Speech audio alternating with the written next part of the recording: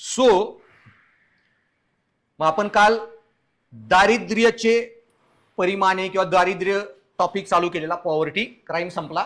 So पॉवर्टीमध्ये मी काय सांगितलेलं, दोन, निरपेक्ष दारिद्र्य आणि सापेक्ष दारिद्र्य. त्यानंतर मल्टी डायमेन्शनल पॉवर्टी, दारिद्र्याची हे जे UNDP ची व्याख्या आहे, परत वर्ल्ड बँक वगैरे, तर ते सगळं इकॉनॉमिक्समध्ये बघा, बरेच स्टॅटिस्टिक्स आहेत. त्यानंतर दीर्घकालीन आणि तात्पुरती गरिबी आणि शहरी आणि ग्रामीण गरिबी हे वेगवेगळे प्रकार. आणि मग दीर्घकालीन कुठल्या कुठल्या घटकातून होते ते सगळे घटक बघितलेले. आणि मग आपण हे डिस्कस करतो की भारतातील दारिद्र्याचे वर ऐतिहासिक घटक कुठले जबाबदार आहेत, दृष्टिकोन. त्याच्यामध्ये मी सांगितलं की इंग्रजांनी काही भूभागच एवढे गरीब करून टाकले, इतकं एक्सप्लॉयटेशन केलं भयानक. UP, बिहार, ओरिसा वगैरे परमनंट सेटलमेंट. तसं महाराष्ट्रामध्ये पण तुम्ही बघचाल, तो पॉईंट राहून गेला, मराठवाडा आणि वेस्टर्न महाराष्ट्रामध्ये फरक हा वसाहतवादी वारसा आहे. वसाहतवादी नंतर वसाहतवाद्यापेक्षा निजामाचा वारसा आहे तो. नाहीतर महाराष्ट्राचा पण पॉलिटिकल सेंटर 1000 वर्ष कोण होतं? 2000 वर्ष मराठवाडा होता. औरंगाबाद, पैठण 7 वानांची राजधानी होती. असं काय तोंडाकडे बघताय? हेच तुम्हाला माहित नाही. 7 वन होते भारतात, माहिती का, महाराष्ट्रात. ओके, ज्यांनी महाराष्ट्रीला जन्म दिला, महर्षी प्राकृत लँग्वेज मध्ये त्यांनी बरेच गोष्टी लिहिल्या. तो 7 वाना, त्यांचा राजा गौतमीपुत्र सतकर्णी, पण ते ऍक्च्युली तेलुगू डायनॅस्टी जास्त होती, पण मराठी पण वापरत होते. अमरावती त्यांची मेजर कॅपिटल होती. महाराष्ट्रातली अमरावती नाही, अजून एक अमरावती आहे आंध्रा साईडला, ती त्यांची मुख्य राजधानी. पैठण दुसरी. तिथून आपला सिल्क रोड जायचा, अजिंठा एलोरा तिथं त्याच्यामुळे बनवलेल्या. तेव्हापासून ते देवगिरीचे यादव तोपर्यंत, देवगिरीपर्यंत ती राजधानीचा एरिया होता. दौलताबाद कोलॅप्स झाल्यावर सेंटर बहामनीमध्ये पण तिथंच होता, निजामशाही, आदिलशाही वगैरे. शिवाजी महाराजांच्या काळामध्ये सेंटर इकडे शिफ्ट झालं. ओके, आणि तो भाग गेला त्या निजामाच्या ताब्यात, मराठवाडा. आणि निजामाने इतकं खतरनाक गव्हर्न केलं ना की म्युझियम मानवायचं सोडून त्यांनी काहीच केलं नाही. खरोखर सांगतोय, सालारजंग म्युझियम हैदराबादला बघावलं, भारी आहे म्युझियम. तेवढं त्यांनी चांगलं बनवलं, पण लोकांचा पैसा उपसून फक्त म्युझियमच बनवलं. सगळ्या जगात तो तेवढंच काम करत फिरायचा, काय इथून उचलून आणून म्युझियम मध्ये ठेवायला. No development. जो पैसा लोकांवर इन्व्हेस्ट झाला पाहिजे, जे इथं शाहू महाराज वगैरे यांनी लोकांवर पैसा खर्च केला. सो जिथं राजे चांगले होते ना त्या काळी, खूप मोठा डिकेडचा गॅप दिसून येतो. सयाजीराव गायकवाडांनी 1914 मध्ये राईट टू एज्युकेशन फ्री केला. भारताला पहिला माणूस. आज इंडियातला सगळ्यात लोवेस्ट डिकॅडल पॉप्युलेशन ग्रोथ रेट तिथं आहे, सगळ्यात हायेस्ट लिटरसी रेट तिथं आहे, बडोद्यामध्ये. शाहू महाराज हा सगळा पूर्ण वेस्टर्न महाराष्ट्राचा रिजन. सो त्याच्यामुळे जिथे लोकांनी तिथल्या कॉन्शियसली इन्व्हेस्ट केलं, गव्हर्न केलं, तिथे पैसा तिथे इन्व्हेस्ट झाला. इव्हन ब्रिटिशांच्या काळामध्ये पुणे, मुंबई बराच पैसा इन्व्हेस्ट झाला आणि इकडं जो विकास झाला. सो बेसिकली मराठवाड्याचा सेटबॅक तो पण वन ऑफ द रिजन हा निजामाचं राज्य आहे. आणि त्यानंतर स्वातंत्र्योत्तर नियोजन आणि उदारीकरण. उदारीकरणाचे सांगितलं की शहरातच जास्त झालं, कारण आपण सर्व्हिस इंडस्ट्री मॅच्युअर झाली आपली. सर्व्हिस इंडस्ट्री सगळे सॉफ्टवेअर वगैरे कुठं जन्माला येणार आहे, इंडस्ट्री शहरामध्ये. त्यानंतर मग आर्थिक घटक मी सांगितले, बेरोजगारी किंवा हाफ एम्प्लॉईज असतात, अर्धरोजगार, कमी वेतन, अनौपचारिक क्षेत्र, इन्फॉर्मल सेक्टर जॉब्स. इंडियात 90% जॉब इन्फॉर्मल आहेत बरं का, 10% फॉर्मल आहेत. फॉर्मल म्हणजे ज्याच्यात तुम्ही पेन्शन, NPS भरता, जे सरकार मोजतं. फॉर्मल म्हणजे तुम्ही PPF भरताय, NPS भरताय. आणि प्रादेशिक, रिजनल इम्बॅलन्सेस. देन राजकीय, की मागासलेल्या प्रदेशांकडे धोरणात्मक दुर्लक्ष किंवा कल्याणकारी योजनांची कमकुवत अंमलबजावणी, की सगळ्या भागांमध्ये या सरकारी योजना वगैरे न पोचणे, लाभ नॉर्थ ईस्ट वगैरे सारख्या एरियाजमध्ये. आणि सामाजिक, जातीभेद, लैंगिक असमानता, ज्याच्यामुळे महिला पुरुषप्रधान संस्कृतीमुळे मागास राहतात. आणि सामाजिक बहिष्कार, आदिवासी, दलित किंवा ट्रान्सजेंडर लोक गरीब होण्याचं मेजर रिझन. त्यांना आपण नोकरीवर ठेवत नाही, काइंड ऑफ बॉयकॉट आहे त्यांचा, किंवा हे त्यांच्या विरुद्ध हे पूर्वाग्रहाने त्यांना वागवलं जातं. आणि त्यानंतर हा कॉन्सेप्ट मी शिकवत होतो, दारिद्र्याचे चक्र, गैरसोयीचे चक्र. ओके, आणि दैववाद, परावलंबनाची प्रवृत्ती, आणि काही विशिष्ट व्यवसायांबद्दलचा सामाजिक कलंक किंवा औद्योगिक संस्कृतीचा अभाव. आणि याच्यामध्ये एक आंतरपिढीगत चक्रच बनतं कुपोषणाचं.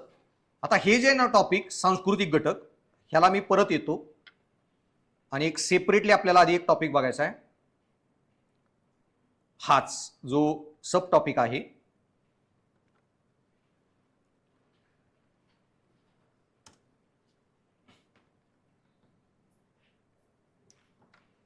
की सायकल ऑफ डिसएडव्हान्टेज आणि सायकल ऑफ पॉवर्टी. आता हा जो टॉपिक आहे ना, तासभर मी डिस्कस करणार आहे की गरिबी हे चक्र असतं. गरिबीचं चक्र काय कन्सेप्ट आहे, वंचित चक्र. सिंपल प्रश्न, straightforward. What do you understand by cycle of disadvantage, cycle of poverty? गरिबीचं चक्र काय? निबंधामध्ये पण हा मी सेपरेट टॉपिकच शिकवतो, त्यामुळे आत्ता शिकवणार आहे निबंधाच्याच अँगलनी. निबंधात पण खूप इम्पॉर्टंट, म्हणजे इकॉनॉमिक्सचे पण निबंध येतात, पण टेक्निकल इकॉनॉमिक्स तिकडे शिका. इकॉनॉमिक्सच्या मागची सायकोलॉजी ती डिस्कस करायची आहे. सो गरिबीचे चक्र म्हणजे काय किंवा वंचिततेचे चक्र, तर बेसिकली ना भारतामध्ये अशा काही फॅमिलीज आहेत, कुटुंब आहेत, काही जाती आहेत की ज्याच्यात परदादा पण गरिबीत होता, दादा पण गरिबीत आहे, वडील पण गरिबीत आहे, तो पण गरिबीत आहे, आणि परिस्थिती अशी आहे ना की पुढची पिढी पण गरिबीत असणार आहे. मग सरकार इतक्या वर्ष योजना चालवून पण गरिबीचं चक्र ब्रेक का झालं नाही? ओके, आणि ह्यालाच म्हणतात cycle of disadvantage, cycle of poverty. ह्याच्यामुळे बनते इंटरजनरेशनल पॉवर्टी, की पिढी न पिढी गत. जे क्रोनिक पॉवर्टी मी सांगितलं ना, दीर्घकालीन चालते, त्याचा एक मेजर घटक आहे. आता ती होण्याचे बरेच घटक आहेत की वंचित चक्र का जन्माला येतं. त्याचे 10-12 घटक आहेत, त्याचे सोल्युशन काय पुढे सांगेल. त्याला सगळ्यात महत्वाचा घटक जो तुम्हाला माहित पाहिजे, जो नीतिशास्त्रात पण बऱ्याच वेळा लिहिसा आहे तुम्हाला, ज्या कॉन्सेप्टला म्हणतात एक क्रिटिकल पिरियड ऑफ लाईफ. आणि क्रिटिकल पिरियड म्हणजे काय, की तुमच्या आयुष्यातला असा टप्पा ज्या दिवशी तुमचा जन्म झाला, आईच्या पोटातून बाहेर नाही, ज्या दिवशी एगॅन स्पर्म फर्टिलाइज झाला, त्या दिवसापासून ते तुम्ही प्युबर्टी पोलला पोचता, म्हणजे वयात येता 14-15 पर्यंत, हा जो काळ आहे ना त्याला म्हणतात क्रिटिकल पिरियड. आणि हा इतका इम्पॉर्टंट कन्सेप्ट आहे ना, जसं पॉल सायन्स किंवा संविधानामध्ये पॉलिटीमध्ये मूलभूत अधिकार, तसं सायकोलॉजी मधला हा कॉन्सेप्ट आहे प्रचंड महत्वाचा. काय सायकोलॉजी म्हणते या कॉन्सेप्टमध्ये डिटेलमध्ये पुढे सांगेल, की हा जो टाइम पिरियड आहे ना, क्रिटिकल शब्दातच आहे, तो एवढा क्रिटिकल आहे ना की जर या लाईफमध्ये, या टाइम पिरियडमध्ये तुम्हाला कुठला डॅमेज झाला, तुम्हाला कुठली ग्रोथची अपॉर्च्युनिटी नाही मिळाली, काही इम्पॅक्ट झाला ना, तो इम्पॅक्ट परपेच्युइटीमध्ये तुमच्यावर राहणार आहे. सो ऍक्च्युली सायकोलॉजी काय म्हणते, तुम्ही म्हातारे जे आहे ना, तो 50, 60, 70 नंतर नाही होत. आपण सगळे म्हातारे व्हायला लागलो 14, 15, 16 वयात आलो त्याच्यानंतरच. तुमच्या बॉडीतला सगळ्यात पोटेन्शियलचा टाइम जो होता ना, हाय पीक ग्रोथ बॉडीचा, तो वयात येतो तेव्हा. त्याच्यानंतर प्रत्येक दिवस बायोलॉजिकली आपण म्हातारेच होतोय. त्यामुळे तुमचा आयक्यू पण आहे ना, तो त्या पीक पॉईंट पर्यंतच वाढतो. आता इथून पुढे तुमचा आयक्यू वाढत नाही, किती काही करा. इथून पुढे तुम्ही आयक्यू नाही वाढत, इथून पुढे फक्त तुम्ही मेंदूमधले न्यूरॉन्स कनेक्ट करताय. पण जेव्हा प्युबर्टी पर्यंत पोहोचताय ना, जन्माला आल्यापासून मेंदूच बनतोय तुमचा, नवीन न्यूरॉन्स जन्माला येत असतात डोक्यामध्ये. आता न्यूरॉनची संख्या फिक्स आहे, जेवढे बनले तेवढे बनले. आता फक्त काय आहे, थोडक्यात ती हार्ड ड्राईव्ह आहे तुमचं डोकं. 100 GB ची तुम्ही 10 GB वापरली आहे आतापर्यंत. UPSC लिहून रोज लायब्ररीत बसून तुम्ही पुढचे 10 GB कव्हर करायचं बघताय, डेटा स्टोअर करायचं, रिपिटेटिव्ह प्रॅक्टिस करून. सिंपल भाषेमध्ये क्रिटिकल पिरियड काय असतो हेच जर मग क्रिटिकल पिरियडमध्ये तुम्ही जास्त अभ्यास केला, सीसॅट कोडी सोडवली, तर तुमची 100 GB ची हार्ड ड्राईव्ह आहे ना, ते वयात यायच्या वेळी 200 GB ची बनली असते. कळलं? ब्रेनच जास्त विकसित झाला असता. तर हा काय क्रिटिकल पिरियड आहे, ह्याला पुढे येतो, हा किती महत्वाचा आहे आणि गरिबीच्या चक्राशी काय रिलेशन आहे ते पण पुढे सांगतो. पण ते समजायला आपण 2 पोरींची स्टोरी डिस्कस करू. सो हे प्रणव रॉय आहेत, NDTV ह्यांनी बनवलेला, अंबानीनी अदानीने टेक ओव्हर करायच्या आधी. मग अदानी टेक ओव्हर करून ह्यांना आणि रवीश कुमारला काढलं, तेव्हापासून मी बघायचा बंद केला. सो 2019 बिहार इलेक्शनच्या वेळचा, मी 2014 का 19 मला आठवत नाहीये, व्हिडिओ बघितलेला हा. तर त्यांनी एक बिहारच्या मुलीची स्टोरी सांगितलेली, कव्हर केलेला का तिचा दिवस. ती पोरगी आडली 5वी-6वीत होती, 4थी-5वीत काहीतरी. तर ती शेतातून चारा कापून घेऊन येत होती स्वतःच्या ह्यांना, गायांना घरातल्या, आणि ते विचारत होते काय तुझा दिवस कसा असतो काय असतो. सो तिचे आईवडील सकाळी उठणार, आंघोळ पिंगोळ आवरून शेतात कामाला, मजदूर कुठंतरी मजदुरी कराय. मग ही उठणार, शेतातून जाऊन चारा कापून आणणार, गायांना खायला घालणार, पाणी पाजणार, दूध काढणार, मग स्वयंपाक करणार स्वतःचा, आई वडिलांचा, धाकट्या भावाचा. मग धाकट्या भावाला उठवणार, त्याला आंघोळ बिंगोळ सगळं घालून वगैरे, तिच्यापेक्षा लहान, पहिलीत काहीतरी होता, त्याला तयार करणार. मग स्वतः आंघोळ वगैरे सगळं रेडी होऊन शाळेत जाणार. मग परत संध्याकाळी माघारी आलं, दुपारी कधीतरी आई वडील येणार, जेवणार, परत मजदुरी. संध्याकाळी माघारी घरी येऊन परत शेतात जा, चारा आणा, गायांना खायला घाला, पाणी पाजा, दूध काढा, स्वयंपाक करा, आणि रात्री कधीतरी आई वडील येऊन जेवणार बिवणार आणि झोपणार. आणि मग त्यानंतर काय अभ्यास करायचा तो करायचा. ही तिची बेसिक लाईफ. आता हे झाल्यावर तिची ही होती, पुढं त्यांनी प्रणवराईंनी विचारलं हिला, सुनैना, तिला की शाळेमध्ये फ्रेंड्स आहेत का, मित्र मैत्रिणी. ते म्हणले आहेत, पण ते माझ्याशी नीट बोलत नाहीत. म्हणजे म्हणले का. ते म्हणले त्यांना सगळं पहिल्यापासून जमतं, हम अभी अभी सीख रहे, ओके, हमारा दिमाग धीरे धीरे चलता है, आणि त्याच्यामुळं त्यांना वाटतं की हम कम दिमाग वाले, इसलिए वो ठीक से हमसे बात नहीं करते. सो असा जातो तिचा अख्खा दिवस, आणि संध्याकाळी 1-2 तास अभ्यास, त्यात मॅथ्स बीस काही शिकवा. बाकीची पोरं जे 6वीत यायच्या आधीच सगळं 6 वर्षाचे व्हायच्या आधी शिकून आलेत घरातून ABCD. इथं घरीच आई वडील शिकलेले नाहीयेत, स्वतःलाच काही कळत नाही. मग आणि शाळेत काही शिकवले तेवढा काही शिक्षक थोडी वेळ देणार आहे. आणि बिहारमधले शिक्षक, एक शिक्षकाचा व्हिडिओ आलेला मॅडमचा, इंग्लिश स्पेलिंग लिहायला लावलेले, तिला इंग्लिशचं स्पेलिंग जमत होतं, ती इंग्लिश शिकवत होती. बिहारची शिक्षक भरती, ओके, आणि त्यांच्याकडे जाऊन शिकणार. ह्याच्यानंतर शिक्षणातली क्वालिटी वगैरे. आता दुसरी पोरगी, माझी बाची, 3.5-4 वर्षाची होती, junior KG senior KG, Podar इंटरनॅशनलमध्ये आहे. ज्युनियर सिनियर KGची फी त्यांची 80,000 1 लाख आहे काहीतरी. कोविड आला, मी त्याला घरी घेऊन गेलो, बहिणीला म्हणलं घरी बरं आहे, कुठेही फिरेल बिरेल, नो टेन्शन. त्यानंतर 4-5 दिवसांनी माझ्या दाजींचा फोन आला की तिच्या मिसला शाळेतल्या नंबर दिलाय तुझा, ते ग्रुपला ॲड करतील, त्यांची ऑनलाईन लेक्चर होती. सरकारी शाळा 2 वर्ष बंद होत्या, यांनी 5 दिवसात सगळा डेटा डिजिटाईज केला, PPTs बनवल्या, आणि रोज 3.5-4 तास लेक्चर घेत होते. अर्धा तास योगा बी ऑनलाईन करून घ्यायचे. त्याच्यानंतर ती एकदा आली, म्हणली मामू मला 1 to 100 शिकवलं काउंट करायला. म्हणलं 1 to 100 काय, कुणाला बी जमतं, तू रिव्हर्स काउंटिंग करून दाखव. 100, 99, 90, 98, 97, 96, 95. सो तुम्हाला CSAT नंबर नीट जमत असतील ना, उलटं काउंट करायला शिका फास्ट. चुकलं की परत रिपीट. रोज रात्री झोपताना काम करायचं, झोप लवकर लागते अभ्यास केला की.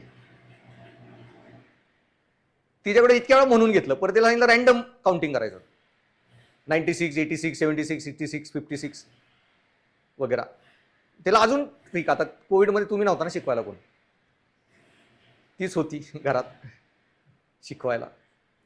परत म्हणलं क्रॉस काउंटिंग, 99, 88, 77, 66 सगळे तिला हे शिकवले. नंतर तिला म्हणलं 1, 2, 3 असला टेबल जे देतो ना आपला ह्याचा, म्हणे असं नसतात नंबर. तिला मी X ॲक्सिस काढून दाखवला, Y ॲक्सिस काढून दाखवला, आणि त्याला सांगितलं 0, 1, 2, 3 असे नंबर इन्फिनिटीपर्यंत जातात. तिला मी 4-5 वर्षाचे असताना निगेटिव्ह नंबरचा कॉन्सेप्ट शिकवला, -1, -2, -3 पण असतात, इन्फिनिटीचा कॉन्सेप्ट शिकवला. त्याच्यानंतर एक माझी फ्रेंड घरी आलेली, तिला माहित होती ही इथं आहे म्हणून ती तिला चॉकलेट वगैरे घेऊन आली. तेव्हा ती 2री-तिसरीत गेलेली, ते पाडे शिकवलेले, मग ती पाडे म्हणून दाखवत होती. 7चा पाडा म्हणली वगैरे, आपली 70 पर्यंत म्हणाली, आणि परत थांबली. तिला म्हणली की इथं थांबत नाही बरं का, हे असंच इन्फिनिटीपर्यंत चालतं. तिला 2-3 वर्षांनी इन्फिनिटीचा कन्सेप्ट आठवला. त्यावेळी कोविडमध्ये हे आलेला, काय त्याला म्हणतात, ग्रहण झालेलं. वडिलांचा एकदा ऍक्सिडेंट झालेला, त्याचा एक्सरे होता, कापला, तिच्या चष्म्याला जोडला, माझ्या चष्म्याला जोडला आणि तिला मी ग्रहण दाखवलं की सूर्य कसा हे होत होतं ग्रहण. मग तिला मी एक्सप्लेन केलं की पृथ्वी आहे, तिच्यावर तू उभी आहे, इथून सूर्य जातोय, मध्ये आपल्या दोघांच्या चंद्र आला, चंद्राची सावली आपल्यावर पडतीये, एक्सप्लेन कर मला ग्रहण कसं असतं. ते तिने एक्सप्लेन केलं. तिला कलर आवडतात, पेंटिंग, म्युझिक, हे जे म्हणजे इतके कलर जेवढे पाहिजे तेवढे खेळा. कधी डीमार्टमध्ये गेली आणि तिला कुठली गोष्ट पाहिजे किंवा खेळणी वगैरे जी घेतली गेली नाही आजपर्यंत कधीही झालं नाही. ती बसल्या बसल्या 5-6 कलरच्या बॉटल्स फिनिश करून टाकते. सो तिला परत मध्ये बर्थडेला मी एकदा लेन्सेस दिल्या वेगवेगळ्या. आता मला नंतर कळालं की विज्ञानाच्या नैतिकता शिकवायला पाहिजे, कारण मी तिला खाली कागद पान ठेवलं आणि ते लेन्सनी जाळ कसा कॉन्सन्ट्रेट करायचं पेटवायचं. त्याच्यानंतर मला गेल्यावर बहिणीने सांगितलं तिने काय काय उद्योग केले. तर ते झाडांवर किड्या मुंगे दिसले ना, त्याच्यावर कॉन्सन्ट्रेट करून लाईट मारत होती. So what ever. तिला प्रिझम पुढं आपल्या रेअर फॅक्शन, रिफ्रॅक्शन वगैरे शिकायचे. मी तो कलर स्प्लिट करणारा प्रिझम दिला. तुम्ही कलर मारायचे, ते 7 कलरमध्ये स्प्लिट होतात वगैरे सगळे. सो पॉइंट इज ती माझी बाची आणि ही Sunaina, you cannot expect them to compete in the job market at same level. कळालं? If you don't start at same level, you can expect them to be compete at same level. आणि त्याच्यामध्ये पण, आणि हा जो पिरियड मी सांगितला की critical period, हा एवढा महत्वाचा असतो सायकोलॉजीमध्ये की मी सांगितलं ना, पीक पिरियड आयुष्यातला. आणि या पिरियडमध्येच तुमच्या आयुष्यातली सगळी डेव्हलपमेंट जी आहे ना, ऑप्टिमम डेव्हलपमेंट या क्रिटिकल पिरियडमध्येच होत असते. 14-15 पर्यंत तुमची बायोलॉजिकल. आणि ह्या वेळात तुम्हाला किती अपॉर्च्युनिटी मिळतात. जसं तिला कलर पाहिजे एवढे कलर आहेत. क्रिएटिव्हिटी, जर तुम्ही कधी क्रिएटिव्हिटीचा सेन्स पण असेल ना एखाद्या त्याच्यात, पण फक्त त्यावेळी त्याला अपॉर्च्युनिटी नाही मिळाली, तो कधीही पेंटर बी बनू शकत नाही. तुम्ही चेस आज लय खेळू शकता, लय प्रॅक्टिस करून चांगले बनू शकता, पण तुम्ही कधीही गुकेशला, विश्वनाथ आनंदला हरवू शकत नाही. कारण हे खूप आधीपासून जे चेस खेळत आहेत. क्रिटिकल पिरियड काय असतो ना, सिंपल तुम्हाला अंडरस्टँडिंग अजून इझी लेवलला करायला, तुम्ही जिंदगीमध्ये आता कुठलीही लँग्वेज शिकू शकत नाही. तमिळ, जर्मन, जॅपनीज कुठलीच. आणि शिकला ना तरी असली मोडकी तोडकी, एका शब्दापुरती. मला चहा दे, थँक्यू, गुड नाईट, बाय, असलेच. जसे साऊथ इंडियन ऍक्टर्स हिंदी बोलतात ना, एवढीच. पण तुमच्या घरात जर 3-4-5 वर्षाचं कोण पोरगा असेल ना, त्याला तमिळ शिकवा, ते वर्षातच एक्सेलेंट बोलू शकतो. कारण क्रिटिकल पिरियड, अजून ब्रेनच डेव्हलप होतोय. 10 लँग्वेज शिका, 10 लँग्वेज समजतात. म्हणूनच अडल्ट लिटरसीचे सगळे प्रोग्राम गव्हर्नमेंटचे फेल का झाले, गव्हर्नमेंटने बंद करून टाकली. आणि आधी आपल्याला 3rd लँग्वेज किती शिकवायचे, 5वीत, जी गव्हर्नमेंटने 1लीत इंग्लिश वगैरे चालू करा वगैरे चालू केलं. म्हणजे मध्ये चाललेली हिंदी 1लीत शिकवायची वगैरे, मोक्यात आगावपणा. काही लोकांना पंतप्रधान होण्याची स्वप्न पडायला लागली. म्हणून आपण थोडा नॉर्थ इंडियाच्या लोकांना खुश करूयात, 1लीमध्ये हिंदी शिकून. बाई इंग्लिश लय झाली, 2 लँग्वेज, 10 लँग्वेज शिकून काय हिंदीमध्ये कुठली एक्झाम नाही द्यायला जायची आपल्याला. बट व्हॉट एव्हर, रिजनलिझममध्ये चांगलं डिस्कस करू आपण लँग्वेज टॉपिक. प्रश्न वाराटापूरचा मुद्दा आहे तो महत्वाचा. रिजनलिझम मध्ये एक भाषिक प्रांतवाद जो आहे तो. सो व्हॉट एव्हर, पण लँग्वेज जेवढ्या लवकर शिकवू ना, माणूस जास्त चांगला शिकू शकतो. पण हेच आहे, हिंदी शिकवण्यापेक्षा सीसॅट शिकवा, तुम्ही ज्यादा एक्सलंट होचाल, बुद्धिमत्ता तुमची वाढू शकते. सचिननी 10वीमध्ये इंडियाची क्रिकेट टीम जॉईन केली. खेळा कधीपासून होता. सो जेवढ्या लवकर तुम्हाला हे सगळे स्किल्स डेव्हलप केल्या जातात critical period, you acquire extremely good abilities. आणि जर ह्या वेळेत काय डॅमेज झाला आता ती पोरगी, तिचं वय वाढत गेलं, नवीन नंतर गोष्टी ती शिकू शकत नाही, आणि घरचे 5वी 6वीतच मॅथ्स वगैरे काही माहित नाही. सो तुमच्या घरामध्ये जर कोणतरी आहे जे 4 पिढ्या शिकलेला आहे, घरामध्ये सगळे तुम्हाला करिअर ऑपॉर्च्युनिटी माहिती आहेत, घरात सगळ्या गोष्टी शिकवायला आहेत लोक वगैरे, लहानपणापासून तुम्हाला म्युझिक, डान्स, सगळ्या गोष्टींची आवड किंवा ऑप्शन मिळालेले आहेत, आणि एखादी अशी खूप पिढी आहेत की ज्यात पहिलं बापजादी शिकलेली नाही, तर पहिली पिढी आहे पोरं पहिल्या पिढीतली शिकलेली. ओके, तुम्ही त्या दोन्हीमध्ये कधीही कंपॅरिझन सेम करू शकत नाही. आणि हे जे त्याचा परिणाम जे आता गरिबीच्या चक्रामध्ये कसा येतो वगैरे, पण त्याचा सायकोलॉजी मी सांगितलं ना, एवढा टॉपिक रिसर्च झालेला आहे. तर सायकोलॉजीमध्ये एक स्टोरी आहे, तो गुगल बिगल केला मिळेल तुम्हाला, वाईल्ड बॉय ऑफ एव्हिरॉन म्हणून एक सायकोलॉजी रिसर्च आहे. मोगली स्टोरी ऐकली? कुणी लिहिली मोगली? एक दोन नालायक माणूस होता मोगली लिहिणारा, रुडियार्ड किपलिंग. हा ब्रिटिश अधिकारी होता. हा किती नालायक होता हे मी तुम्हाला गांधी शिकवताना सांगेनच, पण ह्याच नालायकानी एक कविता लिहिलेली आहे, व्हाईट्स मॅन बर्डन. पांढऱ्या लोकांवरचे भार या काळ्या लोकांना जाऊन सुधारायचा. आणि आम्ही भारतात राज्य करत नाही, आम्ही ह्यांना सुधारायचा प्रयत्न करत आहोत. जे मॅकॉले म्हणलेलं ना, भारतामध्ये आपल्याला अशा लोकांची पिढी बनवायची आहे जी रंगानी वंशानी भारतीय पण विचार वगैरेनी ब्रिटिश. हा मॅकॉलेचा चेला होता. सो व्हाईट्समॅन बर्डन, ज्याला एक कॉन्सेप्ट, ती त्यांनी लिहिलेली कविता आहे. त्यांनी मोगली लिहिलेलं. तो पेंच टायगर रिझर्व्हमध्ये कलेक्टर होता त्याच्यावर, पण तसा खरोखर एक कॅरेक्टर होतं. जर्मनीमध्ये एक पोरगा, जंगलामधून एक फॅमिली चाललेली, लांडग्यांनी हल्ला केला आणि ते नवरा बायको मारले, पण त्याचं पोरग जिवंत राहिलं. ते कोल्ह्यांनी न मारता घेऊन गेले कोल्हे लांडगे. ते तिथून राहिलं त्यांच्याबरोबर आणि जगलं ते पुढच्या कितीतरी वर्ष. आणि जेव्हा ते जगलं, 9, 10, 11 वर्षाचा तो झालेला, तो लोकांना कळाला की जंगलात आहे, त्याला रेस्क्यू केला. पण ऑलरेडी 11 वर्ष निघून गेलेले, काय 3-4 वर्ष अजून राहिले क्रिटिकल पिरियडचे. त्यात त्यांनी त्याला भाषा शिकवायचा प्रयत्न केला. जंगलात त्यांनी कधी शब्दच ऐकले नव्हते, अ ब कड ABCD जर्मन काय, फक्त लांडग्यांचे आवाजच ऐकलेले. तो आवाज पण लांडग्यांचेच प्रोड्यूस करायचा. त्याला भाषा शिकवायचा एवढा प्रयत्न केला, तो भाषा कधीही शिकू शकला नाही. अशी मोडकी तोडकी वगैरे.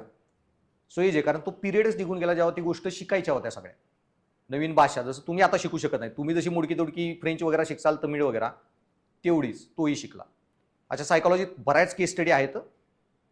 इव्हन ट्विन मुलं, आयडेंटिकल ट्विन, दिसायला सेम, बुद्धी सेम, सगळं सेम, एक एकदम चांगल्या कुटुंबात अडॉप्ट झाला जिथं सगळ्या फॅसिलिटी आहेत, आणि दुसऱ्या कुटुंबामध्ये कमी फॅसिलिटी आहेत, त्यांच्या IQ मध्ये पण थोडं फरक पडला लेवलमध्ये, की तुम्ही किती फॅसिलिटी वगैरे मिळाल्या ह्या सगळ्या गोष्टींच्या.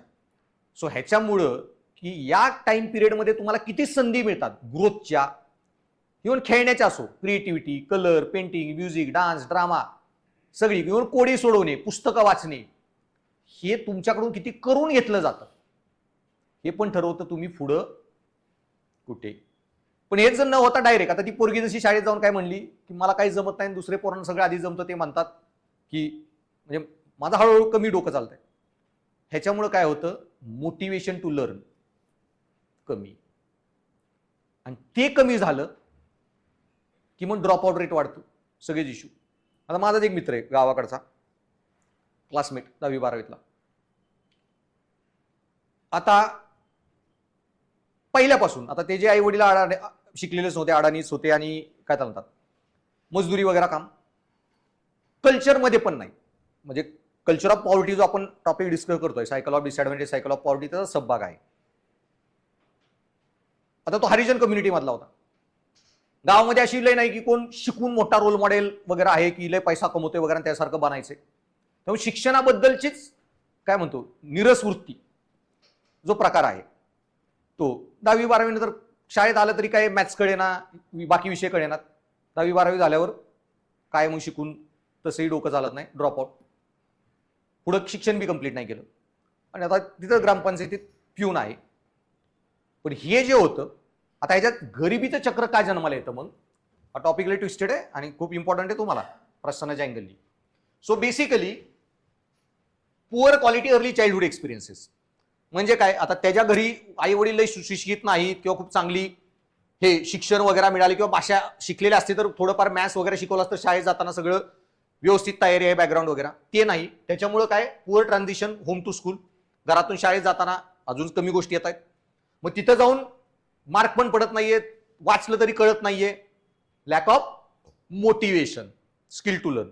त्याच्यामुळे काय लो लिटरसी, त्याच्यात ड्रॉप आउट 10वी 12वी करून बस झालं शिक्षण एवढंच, हे शिकूनी काय होणार आहे वगैरे. किंवा तसे रोल मॉडेल पण नाही कम्युनिटीमध्ये. आता माझा भाऊ एक मामांचा मुलगा लय हुशार, MBBS MD आणि लहानपणापासून तो kind of role model, BJ मेडिकलला वगैरे नोबेलमध्ये आहे, सर्जरी बिर्जरी करतो. त्यावेळेस जर्मनीत जाऊन त्यांनी PhD केलं. जे खूप कमी 2-3 डॉक्टर्स पुण्यात तो जो करतो तसली रोबोटिक सर्जरी वगैरे करतात. ओके, पगारच तिथं 2-2, 3-3 लाख महिन्याला आहे. 4-5 तास जायचं सकाळी हॉस्पिटलमध्ये काम करायचं आणि घरी येऊन जायचं. क्वालिटेटिव्ह नोकरी वगैरे. आणि असे रोल मॉडेल असली की हा शिक्षण घेऊन पण पैसा कमवता येतो वगैरे, हे रोल मॉडेल पण नाही. त्यामुळे शिक्षणाबद्दलची ओव्हर निरस वृत्ती, त्याच्यामुळे लो लिटरसी रेट, त्याच्यामुळे काय poor qualification, increase risk of dropping out किंवा ड्रॉप आउट वगैरे होणे, आणि त्याच्यामुळे काय पुअर एम्प्लॉयबिलिटी, मग त्यामुळे चांगली नोकरी नाही. आणि जर चांगली नोकरी नाही तर low labour force participation, labour फोर्समध्ये कुठले हाय पेड जॉब्स नाही वगैरे. आणि ते नाही तर काय reduce capacity provide quality home environment as a parent. मग पुढच्या पिढीला अजून चांगल्या कॉलेजमध्ये ऍडमिशन द्यायचंय वगैरे, तेवढं जर उत्पन्न नाही तर पुढच्या पिढीला तुम्ही हाय क्वालिटी एज्युकेशन देऊ शकत नाही. आणि पुढच्या पिढीला मग अगेन सायकल कंटिन्यूज. कळालं बेसिकली गरिबीचे चक्र कसे निर्माण होते पिढी जात. आता त्याचे एक घटक आहे गरिबीच्या चक्राचा, क्रिटिकल पिरियडमध्ये काय डॅमेज होणे. त्याचे अजून पण बरेच घटक आहेत, ते पुढे सांगतो. सो 20व्या शतकातील बहुतेक काळात सरकारांनी समाजातील वंचित घटकांना आधार देण्यासाठी कल्याणकारी दृष्टिकोन स्वीकारला, ज्याद्वारे त्यांच्या तातडीच्या आर्थिक आणि भौतिक गरजा पूर्ण केल्या जात होत्या. सरकार इतक्या वर्षाच्या स्कीमा चालवत होतं सगळ्या कास्ट कम्युनिटीसाठी.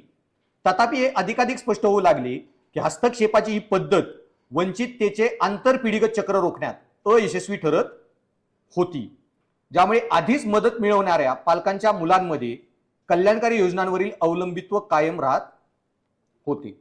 आणि मग जरी हे चक्र जरी स्कीम चालवल्या तरी पुढच्या पिढ्या काही पिढ्या लोक गरिबीच्या चक्रातच अडकलेली होती आणि सरकारी योजनांवर अवलंबित होती.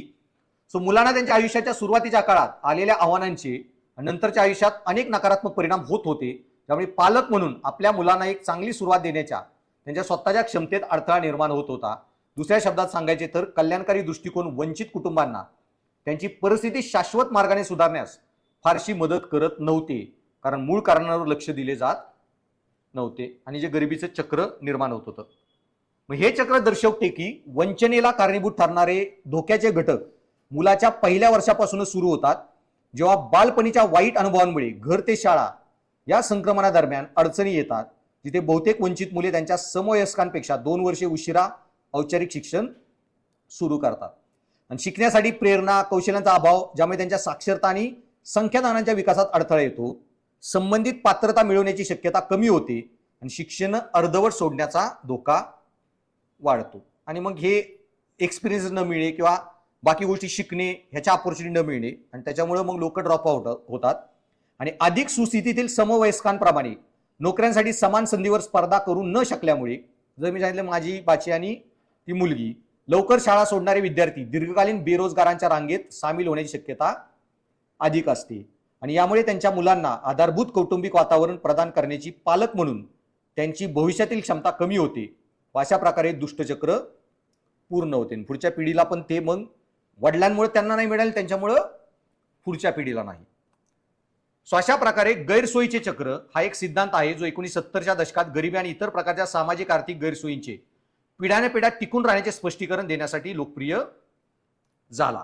ओके, मग आता हे गरिबी चक्र, त्यात मी सांगितलं ना क्रिटिकल पिरियड जो असतो तुमच्या आयुष्यातला, जो खूप महत्वाचा काळ असतो, ज्याच्यात तुम्हाला हे गोष्टी सगळ्या शिक्षण मिळणं खूप गरजेचं आहे, नाही झालं तर गरिबीचे चक्र. पण मग बाकी पण बरेच घटक आहेत त्याला रिस्पॉन्सिबल. ते क्रिटिकल पिरियड मला डॅमेज एक झाला ते सोडून पण की दुसरं कमी सकल देशांतर्गत उत्पादन किंवा एकूण कमी उत्पादकता पुरेशी संपत्ती निर्माण करण्यात अपयश. सो बेसिकली तुमच्या देशाचा जीडीपी ग्रोथ रेट, आता लोक सगळी शिकलेली आहेत, नोकऱ्या पण करायची इच्छा आहे, पण जर तुमच्या देशात जीडीपीच नाहीये, ग्रोथ रेटच नाहीये, नोकऱ्याच नाहीयेत आणि असल्या तरी हाय पेड नाहीयेत, जे इंडियात आता चालू आहे, हे नावाला फक्त अंबानी आता डेव्हलप होतोय, नाही तर नोकऱ्यांची जी क्वालिटी आहे सगळे गिग इकॉनॉमी टाईपच्या, ओके, तुम्ही त्या नोकऱ्यांमधून कधीही लोकांना गरिबीच्या बाहेर जास्त काढू शकत नाही. निकृष्ट आरोग्य सेवा निर्देशक, हेल्थ इंडिकेटर जर खराब असतील वगैरे, आता बऱ्याच ह्याच्यामध्ये हे जन्मजात मी सांगितलं क्रिटिकल पिरियड हा कन्सेप्ट का महत्वाचा आहे, सगळ्या स्कीमा वगैरे पण त्याच्यामुळे बनता येतं, हे जननी सुरक्षा योजना वगैरे, ह्याच्यामध्ये पण घरामध्येच डिलिव्हरी केली, बाळाला जर ट्रीटमेंट नाही मिळाली आणि काही बाळ आजारी बिजारी पडलं, काही मेजर हे झाली, इव्हन जन्मताना थोड्या वेळासाठी श्वास गुदमरला, परमनंट ब्रेनला डॅमेज होतो. या छोट्या छोट्या गोष्टी त्या काळी जे होतं ना ते तुमच्या आयुष्यभर परिणाम करणार आहे. ओके, काय बऱ्याच ह्याच्यामध्ये प्री मॅच्युअर डिलिव्हरी झाली, ओके, 7व्या-8व्या महिन्यामध्ये, त्याच्यामुळं पण विकासावर जो परिणाम होतो तो पूर्ण आयुष्यभर टिकणार आहे. आणि मग हे जे परिणाम असतात जे कायम आयुष्यभर परिणाम करतात, मग ह्याच्यात जर एखादा हे इंडिकेटर, इव्हन पोलिओ बिलोची वॅक्सिन नाही घेतली, पोलिओ झाला, आयुष्यभरासाठी गरिबी चक्र, त्यातने दीर्घकालीन गरिबी होऊ शकते, कारण तुम्ही कधी एम्प्लॉयबल होऊ शकत नाही. सो या काळामध्ये तुमचे हेल्थ इंडिकेटर नीट आहेत का नाही ते खूप महत्वाचं असतं. सरकार किती, मग माल नरिशमेंट, तुम्ही आत्ताची 10वीतली वगैरे पोरं बघा, 5वीतलं वाटेल हेल्थ इंडिकेटरचे आयडिया बघितल्या तर, 10वीतला आहे का 5वीतलं काढणार नाही तुम्हाला. इंडियात जगातला सगळ्यात हायएस्ट नंबर आहे माल नरिशमेंटच्या ह्याच्यात. ओके, परत अंडर 5 मॉर्टॅलिटी सगळ्यात जास्त इंडियात, आणि हे इन्फंट मॉर्टॅलिटी पण इंडियात सगळ्यात जास्त आहे. आणि निकृष्ट शैक्षणिक विकास, हे पण बऱ्याच जणांना वाईट वाटेल, पण मी जर पीएम झालो किंवा शिक्षण मंत्री, पहिलं काम करेन कला आणि वाणिज्य सगळ्या शाखाच बंद करून टाकेन. कॉलेजच्या कॉलेजेस बिना कामाच्या डिग्री आहेत,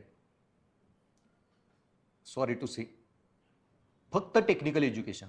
आणि ज्याला पॉल सायन्स काय शिकायची गरज नाही, ज्याला इंटरेस्ट नाही पॉल सायन्समध्ये, पबॅडमध्ये वगैरे, नंतर पॉल सायन्स करा, पीजी लेवलला ठेवा. आधी बाई टेक्निकल जॉब हितच आहेत, डिजिटल लेवलचे, लिटरसी वगैरे.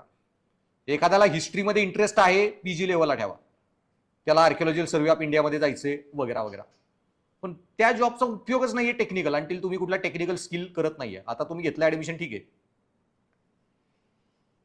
एमपीएससी क्रॅक करा, नाही झाली तर कुठला तरी टेक्निकल कोर्स करा, AIBIचा. ह्युमॅनिटीच्या नोकरींवर काही उपयोग नाही. त्यानंतर माहिती किंवा संसाधनांचा अपुरा अभाव.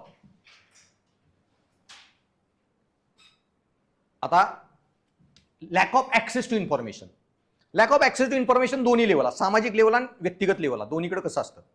मी दरवेळी विकेंडला गावाला गेलो ना तर सकाळी जायच्या वेळीच मी प्रिन्सिपलला मेसेज करत असतो की माझं लेक्चर ठेवा. 9वी 10वी पोरं सगळी एकत्र क्लासमध्ये बसवतो, फक्त लेक्चर एकच पीपीटी इतक्या वर्ष वापरतोय.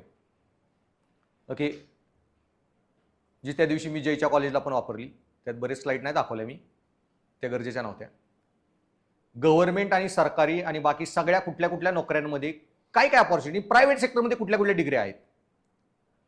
कारण 10वी झालेली माझ्या गावातली 70% पोरं एकतर पोलीस भरती, तलाठी भरती, मिलिटरी भरती आणि पोरी नर्सिंग. हे माहीत असणं कुठं कुठं अपॉर्च्युनिटी आहेत. आता हे कम्युनिटी लेवलला पण होतं. तुम्ही घरच्यांना म्हणा मी पॉडकास्टर बनणार आहे, ते चप्पल काढतील, कानाखाली लावून म्हणतील तलाठी बन. पॉडकास्टर काय असतं, हे करिअरच असू शकतं, हेच कुणाला मान्य होऊ शकत नाही. सामाजिक लेवल माहितीचा अभाव. सो ऍक्सेस टू इन्फॉर्मेशन पण गरिबीच्या चक्रासाठी. आता हेच जर सुरुवातीला माहित नाही करिअर कुठले आहेत, कुठं कुठं जॉब करू शकतो आपण, कुठं कुठं अपॉर्च्युनिटी आहेत, काय काय करू शकतो. मला तर पोरं 12वी नंतर येतात ना UPSC करायची, हे मी तर सांगतो अजिबात ह्युमॅनिटीच्या नादी लागायचं नाही. MPSC ना आधी तू इंजिनिअरिंगला ऍडमिशन घे, पहिलं सीसेटचं प्रॅक्टिस होईल तरच UPSC पास होईल, नाहीतर UPSC सीसेटचा पेपरच पास होऊ नसतो. ह्युमॅनिटीच्या नादी लागलं तर लय सीसेटचा अभ्यास करावा लागेल. आणि सेकंडली तरी पण काय जणच असतं की घरी आहे सगळं व्यवस्थित तर काय नाही घेतो इकडं ह्युमॅनिटीजला. किंवा तरी पण हेच करायचंय, एक तर सांगतो, इकॉनॉमिक्सला घे, BA नाहीतर सायकोलॉजीला घे, हे सोडून अजिबात नादी लागू नका. ॲटलीस्ट सायकोलॉजीमध्ये नोकऱ्या तरी याची करा, पुढे PGतले कोर्सेस करून child counsellor, child psychologist. Divorce तर लय वाढणार आहे, त्यामुळे टेन्शन घेऊ नका. डॉक्टरकडे कमी, त्यापेक्षा डिवोर्सकडे जास्त हे आहे, काउन्सिलर. आणि कोर्टच पाठवतो डिवोर्सच्या आधी, काउन्सिलरकडे जाऊन या आधी. मिटलं तर बघू तुमचं. फक्त आयुष्यभर लय किरकिर ऐकायला लागेल तुम्हाला, भांडणं दुसऱ्यांची. सो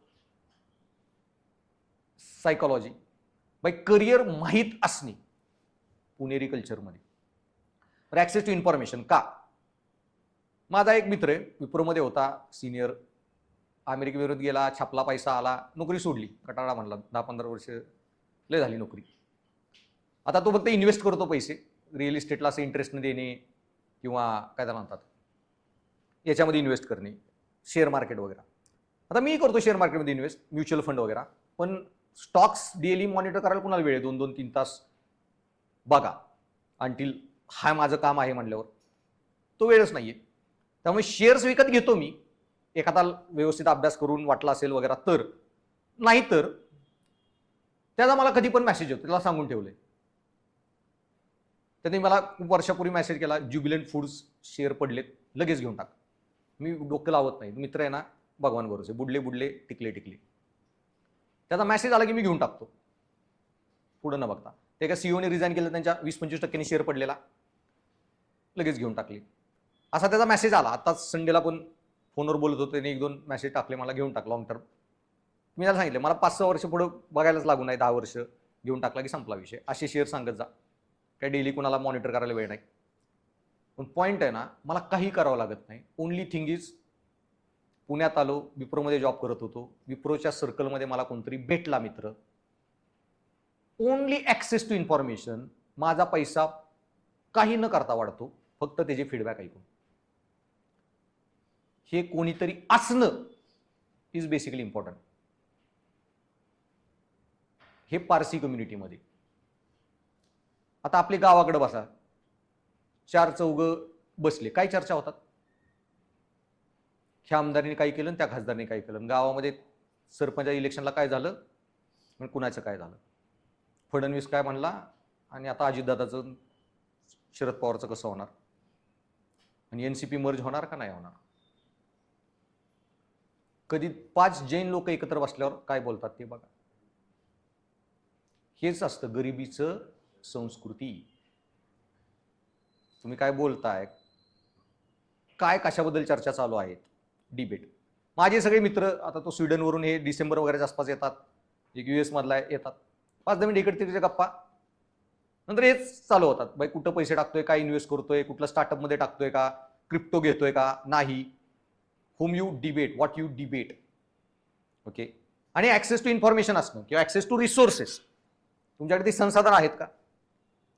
पारसी कम्युनिटी वगैरे बिझनेस करायचा आहे, त्यांच्या घरातच एवढे इन्व्हेस्टर मिळतात, बँकेत जावंच लागत नाही, कम्युनिटीमध्येच.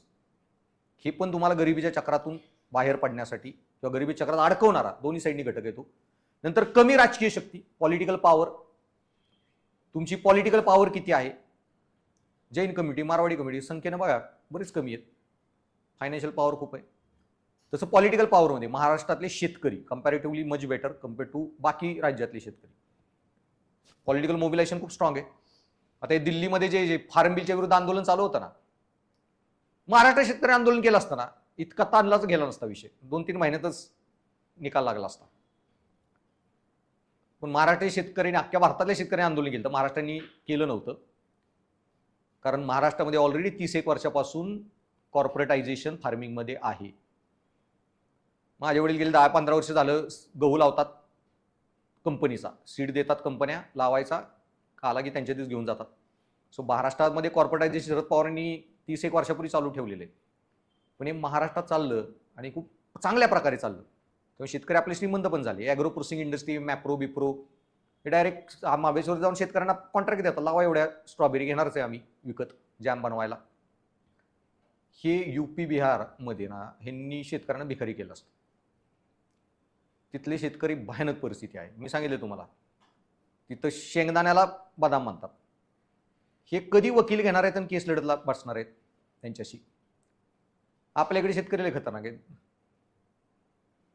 जाळून टाकतील इंडस्ट्री पण एखाद्याची.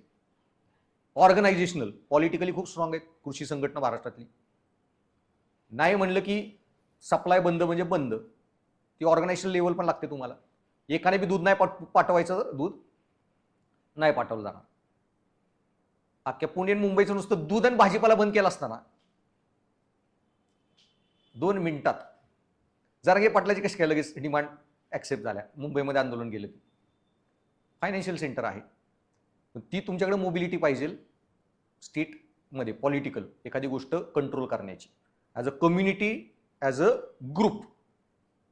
आता पॉलिटिकल पॉवरमध्ये मी सांगितलं ऍक्सेस टू रिसोर्सेस और who you know, contacts, connects. So Parsi कम्युनिटीमध्ये तुम्हाला कुठलाही बिझनेस करायचा त्या रिलेटेड बिझनेस करणार कोणतरी मिळणारच आहे. जैन कम्युनिटीमध्ये कोणतरी मिळणारच आहे. तो तुम्हाला 10 फीडबॅक देईल तो बिझनेस चांगला कसा करायचा. तसं political power, who you no वगैरे. आता मलाच गावातली पोरं म्हणत होती आमदार हे तसं पॉलिटिक्समध्ये तू का जात नाही वगैरे. म्हणजे पॉलिटिक्समध्ये येऊन होणार काय, म्हणजे कामं पटकन होतात. म्हणलं माझी तर त्याच्यापेक्षा फास्ट होतात. उलटी नेत्याला कामं सांगितलं अजिबात होत नाहीत. प्रशासनावाले अधिकाऱ्यांचे कान जादा हे होतात. आमदाराचा मंत्र्याचा फोन आला तर हेच सांगितलं ना, आपल्या जात भावाचा आला ना फोन, है ना, प्रशासकीय अधिकाऱ्यांची एक जात असते वेगळी. त्यांची ओळख मी नसली तरी चालतं, आपण बॅचमेट आहे किंवा तुझा तो बॅचमेट माझा फ्रेंड आहे, दनादन फाईल पास करतात. तसं हु यू नो हे पण लय मॅटर करतं. मग ते म्हणे पब्लिसिटी, तसंही उलट म्हणलं हिथं ज्यादा पब्लिसिटी. अख्ख्या महाराष्ट्रातले स्टुडंट भेटतात, इंडियातले स्टुडंट मिळतात UPSC. आता माझ्याच गावातला एक, आता हु यू नो ते पण का मॅटर करतं. गावातलाच मित्र आहे, त्याची तो वडापवर गाडी चालवतो, मेहनतीने बायको शिकवलं तिला, ती शिक्षक म्हणून लागली एका संस्थेवर, आणि तिचं काही डॉक्युमेंटेशन वगैरे सरकारचे झालेलं ते सातारच्या ZPच्या याला होतं, आणि ते पैसे मागत होते तो 50-60 हजार. काही नाही, फक्त सॅलरीचं सगळं ते हे करायला क्लिरिकलवाला मोक आहेत. परी तो 5-10 हजार द्यायला बी तयार होता, पण तेवढेच दे, नाही तर मी प्रोसेस नाही करणार वगैरे वगैरे वगैरे. त्याचा फोन आला, त्यामुळे काय टेन्शन घेऊ नको. सातारचे CEO त्या यशस्वी मॅडम, त्या मधुलिकाच्या बॅचमेट. मी फोन केला त्यांना, त्यांनी थोड्या वेळाने सगळे तो क्लर्क पासून ते शिक्षण अधिकारी सगळे केबिनमध्ये बोलवले. मला फोन केला, म्हणले सर सगळे समोर आहेत, कुणी काय मागितले. आता त्याला जेव्हा कॉल आला ना, मॅडमनी ऑफिसमध्ये बोलवले, तेवढ्यात तिने ती फाईल क्लिअर केली. So just people you know, contact, that matters tremendously. फक्त एका कामामुळे तुमचे 40-50 हजार वाचले जे द्यावे लागले असते. ओके, सो ते पारसी कम्युनिटीमध्ये, जैन कम्युनिटीमध्ये ही गोष्ट खतरनाक लेवलला काम करते. The people they know, the contacts they have, किंवा इव्हन पॉलिटिकल फॅमिली जरी असेल, द कॉन्टॅक्ट्स दे हॅव. त्यानंतर पद पुरवठ्यांपर्यंत पोहोचण्यात असमर्थता, हे पण खूप महत्वाचं आहे. Lack of access to credit, गरिबीमध्ये. तुम्हाला असा प्रश्न डायरेक्ट नाही ना गरिबीवर, गरिबी म्हणजे काय, गरिबीचे कारण काय, वेगवेगळे कुठल्या अँगल येईल. विदर्भामध्ये जे शेतकऱ्यांचे सुसाईड होत आहेत ना, major reason access to credit. बऱ्याच लोकांना पश्चिम महाराष्ट्रातल्या वाटतं पोरांना की विदर्भात पाणी नाहीये. पाण्याची तिथं प्रॉब्लेम नाही बरं का, रेटून आहे पाणी. Access to credit major issue. आणि थोडा मला आत्ता विषय वाटायला लागला की psychological compare to western Maharashtra. कारण काही स्टुडंट फडणवीस सरकार आल्यापासून सगळे तिकडेच असते, पहिली बॅच विदर्भात झाडून. एक जण लय प्रयत्न करत होता स्टुडंट की इकडे पोस्टिंग घ्यायला वगैरे, मग मंत्र्याला एवढे देतो. म्हणलं तू काही देऊ नको, तू मंत्र्याला देशील पैसे, पण CMच्या इथून फाईलवर सही, CM करतो सगळ्या ट्रान्सफर, आणि किती केलं तरी तुझी ट्रान्सफर विदर्भात फिक्स आहे, पहिली पोस्टिंग. अख्खी बॅच झाडून विदर्भात असते.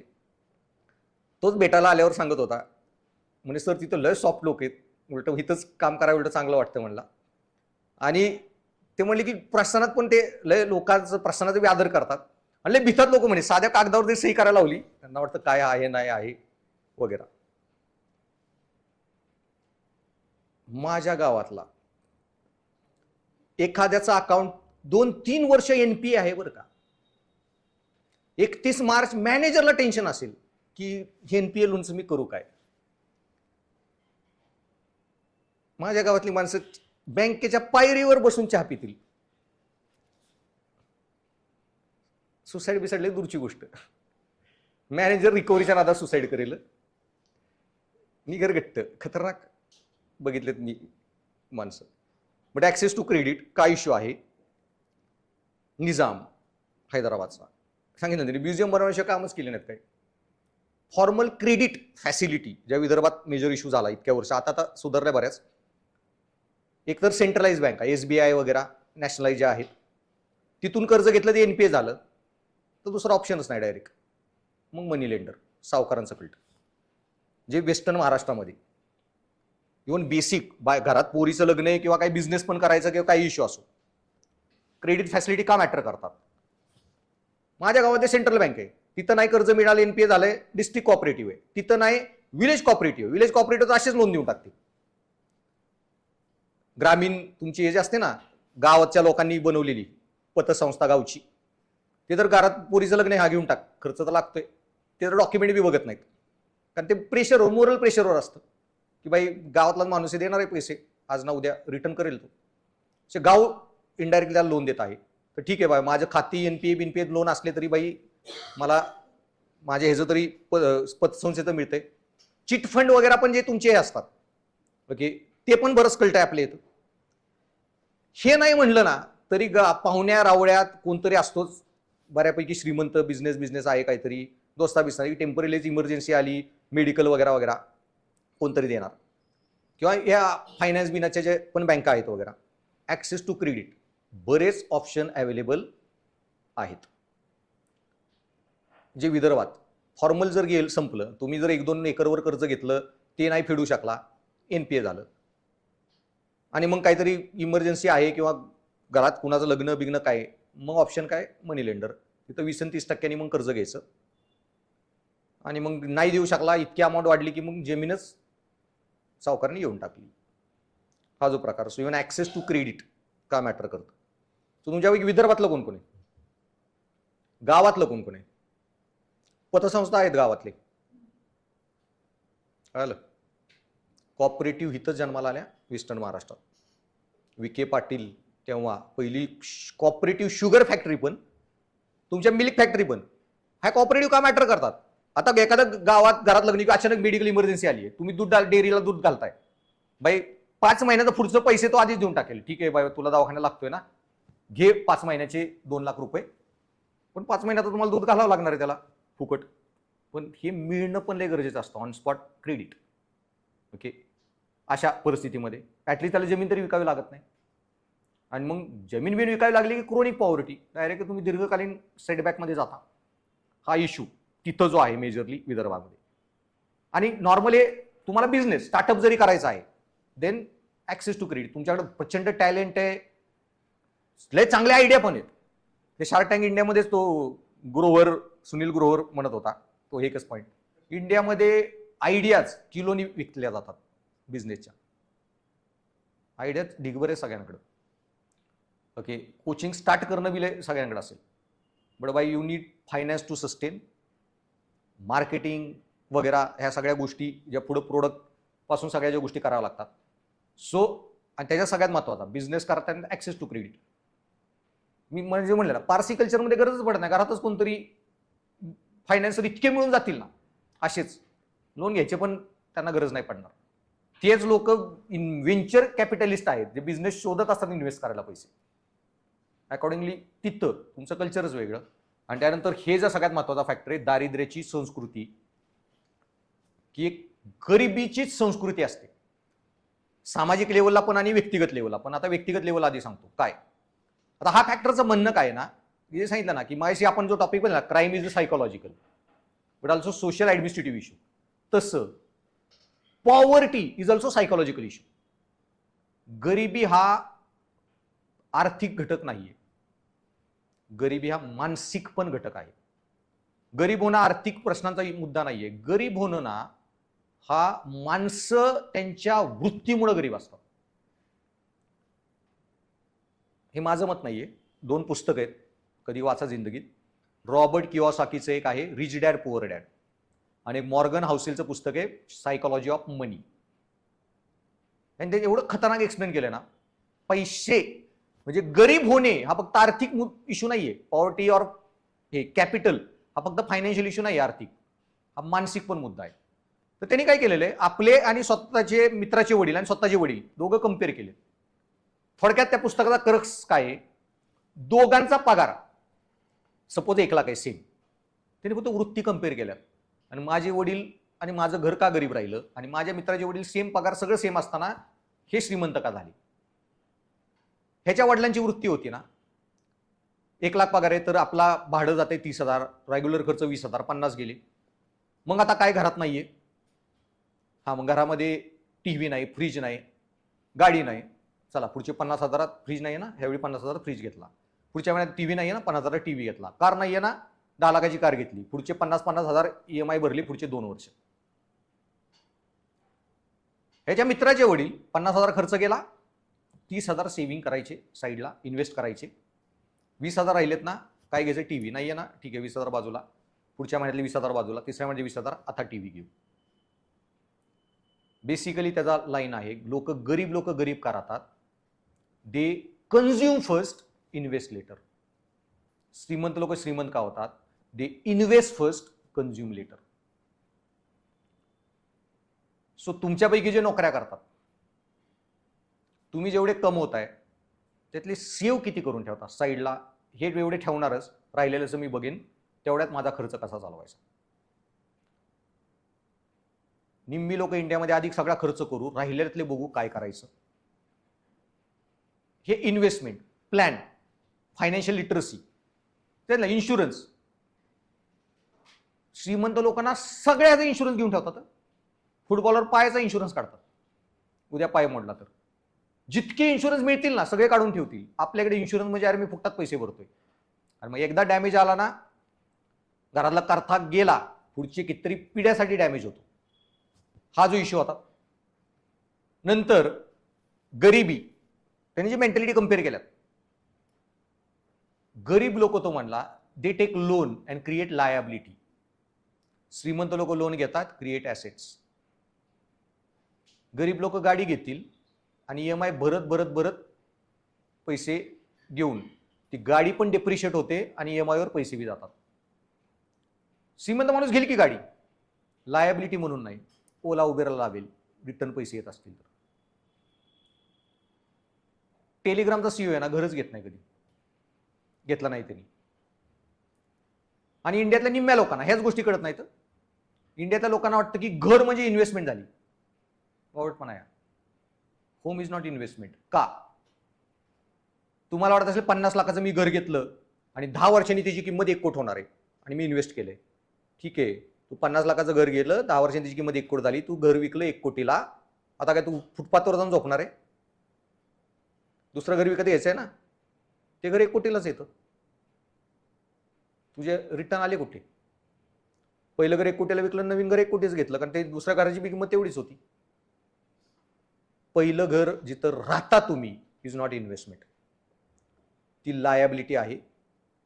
जर तुमची ती कॅपॅसिटी नसेल, लोक लोन घेऊन घर घेतात आणि जिंदगीभर EMI भरत बसतात, they create liability.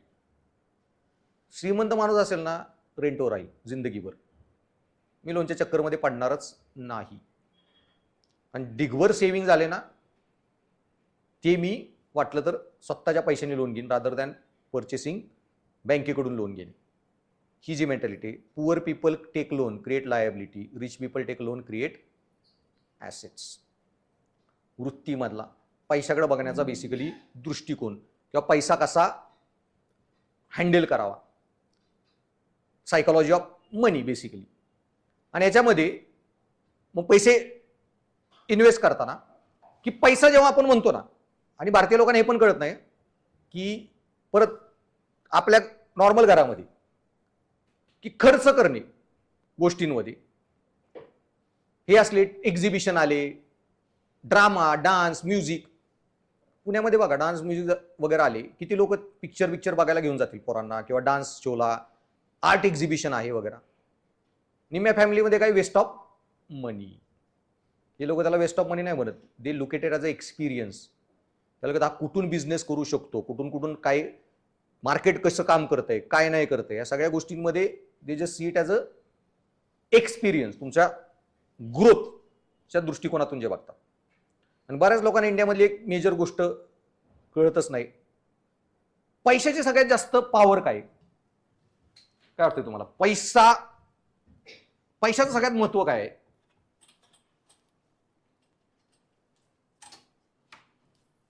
What is the real power of money? की काय करतो पैसा?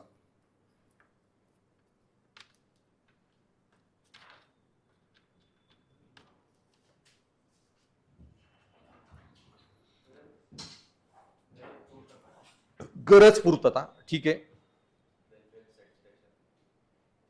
वेलफेअर,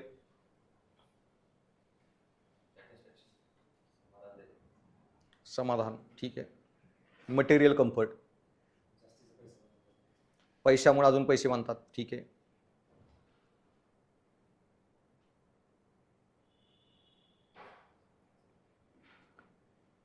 पैशाचं सगळ्यात महत्वाची गोष्ट जी आहे ना, ज्याला खरंच पैसा जेव्हा कळतो, देन ही रिअलाइजेस, त्या मॉर्गन हाऊसेलने जे सांगितलं सायकोलॉजी ऑफ मनी मध्ये, the ultimate power of money is freedom, स्वातंत्र्य.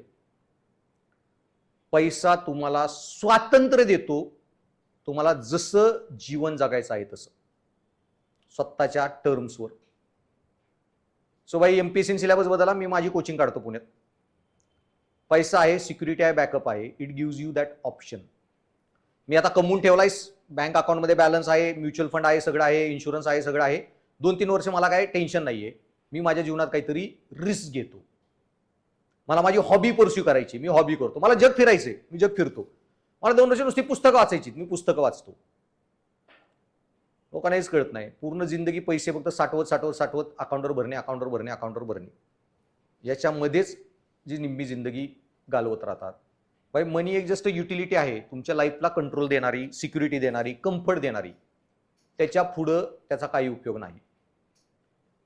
तेच एन्श्योर झालं, तुम्ही तुमची जिंदगी देऊन काहीतरी प्रोडक्टिव्ह करण्याच्या मागं जी ऍक्च्युअली घालवली पाहिजे. आणि त्याच्यामध्ये पण मग मी जे सांगितलं की परत बऱ्याच लोकांना लिटरसी, फायनान्शियल लिटरसी वगैरे ह्या नसल्यामुळं गावाकडे पण पैसे इन्व्हेस्ट कुठं करायचे? आरडी एफडी सेव्हिंग मधून. मी सांगितलं ना की मिडल क्लासमधून, लोअर मधून मिडल क्लासमध्ये तुम्ही एखादी नोकरी, तुमची पोस्ट निघली वगैरे, लगेच येऊ शकता आरामात. आयटी बीटी मध्ये जॉब करताय, आरामात येऊ शकता. पण मिडल क्लासमधून रिच क्लासमध्ये जायचं असेल ना, तुम्ही नोकरी करून किंवा सेव्हिंग करून कधी जाऊ शकत नाही. सेव्हिंग कॅन गिव्ह यू आरडीएफडीनी 8-10% interest rate to defeat the inflation. की इन्फ्लेशनमुळे तुमच्या पैशाची किंमत कमी होऊ नये. इन्फ्लेशन वाचला असेल तुम्ही, चलनवाढ, इन्फ्लेशन, महागाई दर जेवढा आहे तेवढ्या दरांचे तुमचे पैसे वाढावेत. लय शेअर मार्केटमध्ये इन्व्हेस्ट केले, म्युच्युअल फंड 15-20% देतो. लय चांगला शेअर मार्केटमध्ये ब्रोकर ट्रेडिंग वगैरे करत असाल 30-40% मध्ये मिळेल. पण जर तुम्हाला लिटरली पैसा कमवायचा असेल, रिच बनायला, नोकरी म्हणा. हा, नोकरी काय देऊ शकता ज्या एक्सेप्शनली अशा आहेत की ज्या खूप कमी लोक करतात. हे बुर्ज खलिफा आहे ना, बुर्ज खलिफा, त्याच्यावर क्रेन ऑपरेटर होता भारतीय. कोणाला सर क्रेन ऑपरेटर, तो श्रमजीवी जॉब करत होता, क्रेन ऑपरेट करणे.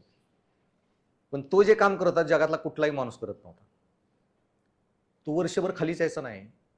कारण बुर्ज खलिफात जेव्हा लिफ्ट बनल्या नव्हत्या ना, तेव्हा त्यांच्या ज्या नॉर्मल लिफ्ट होत्या ऑपरेशनल, ते 1.5-2 तास जायचे वर जायला, 1.5-2 तास खाली जायला, 3 तास त्याच्या ह्याच्यातच गेले असते बरं का, प्रवासात लिफ्टनी वर खाली करण्यात. तो तिथंच राहायचा. डायरेक्ट महिनाभर खाली यायचा जेव्हा इंडियात यायचे सुट्टीला. 4-5 वर्ष बुर्ज खलिफावर राहून त्याने अर्थचा कर्वेचर बघितला रोज, लिफ्ट ऑपरेट केली. त्याला जो पगार असणार आहे ना अशा एक्सेप्शनल कामातला, अनइमॅजिनेबल. आणि त्या लेवलला, त्या विंड स्पीडला, एवढ्या हार्श क्लायमेटमध्ये तिथं राहून एवढी क्रेन ऑपरेशन करणं, इम्पॉसिबल जॉब. सेम वे तुमचं असे एक्सेप्शनल जॉब असतील, सायंटिस्ट, डॉक्टर आहात, त्याच्यामध्ये एखादा सर्जन, जे ऑपरेशन कोणीच करत नाही, असेवाले. की आता माझा जो भाऊ MD ऑर्थोपेडिक सर्जन, नोबेल वगैरे आलाय, 2-3-4 लाख असेच मिळतात 4-5 तास जाऊन. अशा जर जॉब्स असतील एक्सेप्शनली बेटर, सायंटिस्ट वगैरे, किंवा तुमचे जे गेम ऑफ थ्रोन सिरियल लिहिणारा, किंवा JK रॉलिंग, हॅरी पॉटर लिहिणारी, एकच पुस्तक लिहून टाकलं,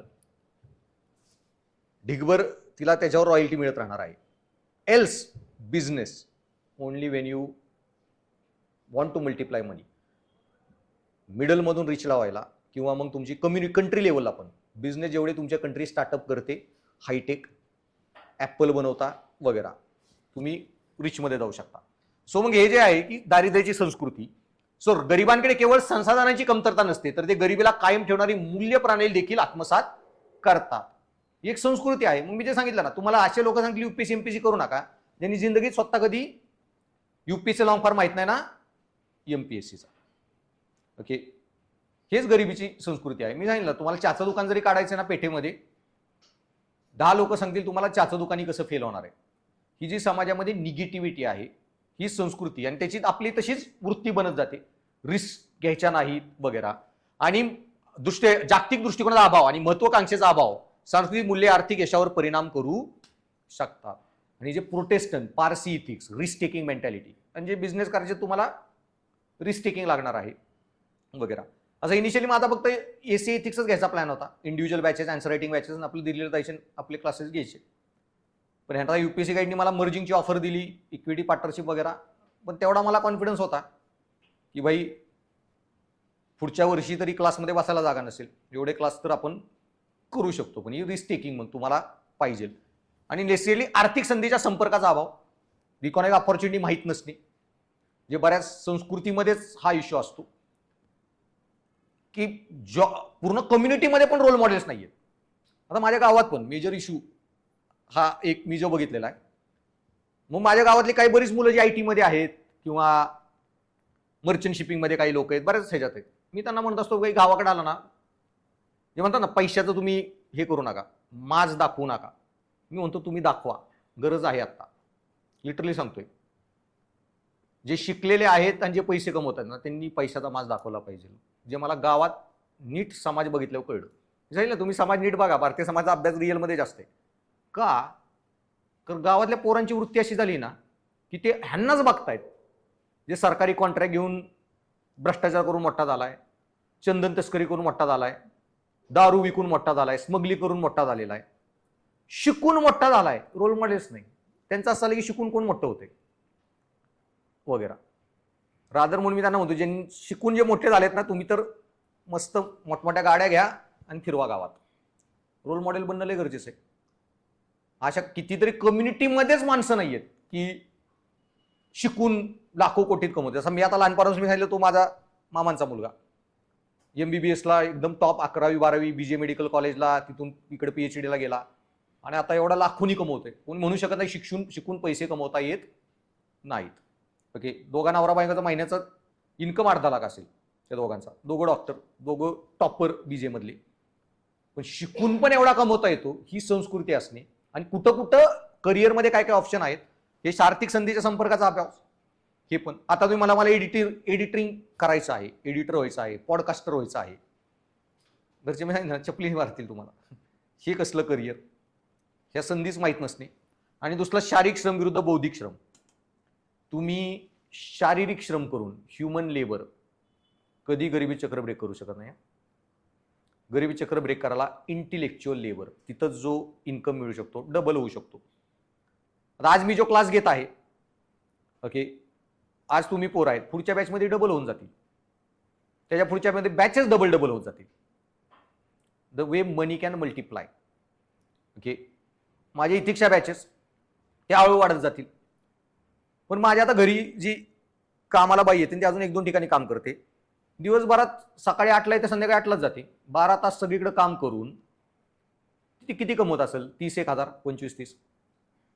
तिला डबल जरी पगार करायचा म्हणला ना, इच्छा असेल तरी तास तरी पाहिजे जीवनात डबल काम करायला. कळालं?